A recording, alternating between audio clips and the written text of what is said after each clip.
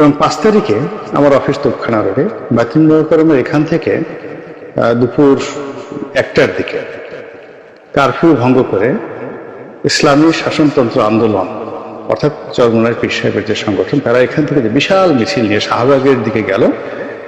Curfew 12টা বাজলো এবং এখানেই সরকারের জন্য বলতে গেলে কিয়ামতের আলামত শুরু হয়ে গেল।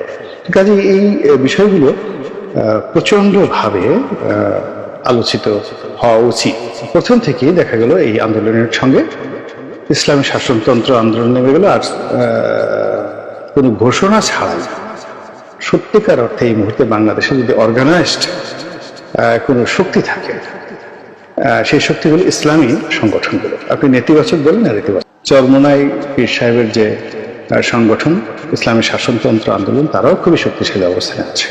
এবং 5 তারিখে আমার অফিস তোপখানা রোডে বাতিল মোকাররমের এখান থেকে দুপুর 1টার দিকে কারফিউ ভঙ্গ করে ইসলামী শাসনতন্ত্র আন্দোলন অর্থাৎ চরমোনাই পীর সাহেবের যে সংগঠন, তারা এখান থেকে যে বিশাল মিছিল নিয়ে শাহবাগের দিকে গেল। কারফিউ 12টা বাজলো এবং এখানেই সরকারের জন্য বলতে গেলে কিয়ামতের আলামত শুরু হয়ে গেল।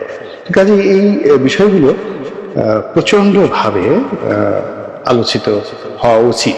প্রথম থেকেই দেখা গেল এই আন্দোলনের সঙ্গে ইসলামী শাসনতন্ত্র আন্দোলন নেমে গেল। আর কোনো ঘোষণা ছাড়াই সত্যিকার অর্থে এই মুহূর্তে বাংলাদেশে যদি অর্গানাইজড কোনো শক্তি থাকে, সেই শক্তিগুলো ইসলামী সংগঠনগুলো। আপনি নেতিবাচক বলেন না, নেতিবাচক চরমোনাই পীর সাহেবের যে সংগঠন ইসলামী শাসনতন্ত্র আন্দোলন, তারাও খুবই শক্তিশালী অবস্থানে আছে।